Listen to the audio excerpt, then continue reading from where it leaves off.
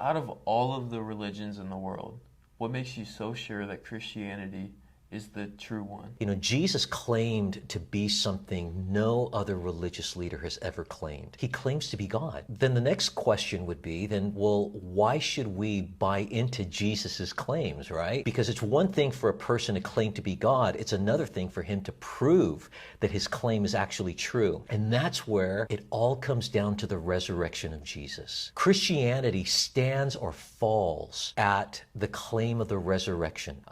Jesus's death on the cross, I mean, that's a historical fact. But the claim that he rose again from the dead, that's either true or false. And we believe that it's true. And I believe that the resurrection actually happened for three reasons. First, there are reliable eyewitnesses that testify that they've seen the Lord. In fact, we know historically that there are over 500 people who claim to have seen Jesus risen and alive after he had died and was buried. Secondly, not only reliable witnesses, but the process of elimination. Did you know that when you think about the resurrection, there's only a few things that are possibilities of what happened when they saw the empty tomb?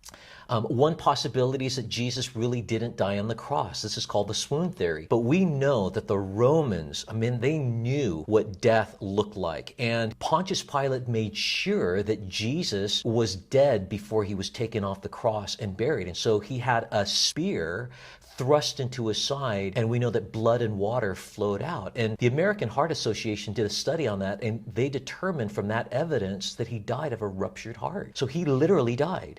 Other people say the disciples stole the body. But I'll tell you, the fact that those disciples all claimed that Jesus rose again from the dead, and they held on to that claim even to torture and horrific death, man, these guys that were at one time cowards, and now to stand like that, something radical had to have happened. And you just can't say the disciples stole the body. Well, other people say the Romans stole the body, but why would they do that? Because for Roman soldiers, if what they were guarding were stolen, they would be executed for it. Other people say, well, everybody hallucinated. Well, to have over 500 people hallucinating the same thing, that's not probable. But also for them to hallucinate that, that meant that they had to expect a resurrection. None of them were doing that. But also, what do you do about all the circumstantial evidence? There's an empty tomb. There's a stone rolled away. There are soldiers that are gone. Hey, the hallucination thing, it doesn't fly. When you think about all those possibilities, there's still one more possibility, that Jesus really did rise again from the dead. And so it seems like from that process, that makes the most sense. And the third and final reason that I believe the resurrection happened is all the transformed lives. For the last 2,000 years, people that used to hate God and they were rejecting Jesus, and then they came to Christ and became radical servants of God. How do you explain that? Except that something powerful happened at the story of the resurrection of Jesus. So I believe that for those three reasons, Jesus rose again from the dead. And because he rose again from the dead, his claim to be God and the Savior of the world, it's legit.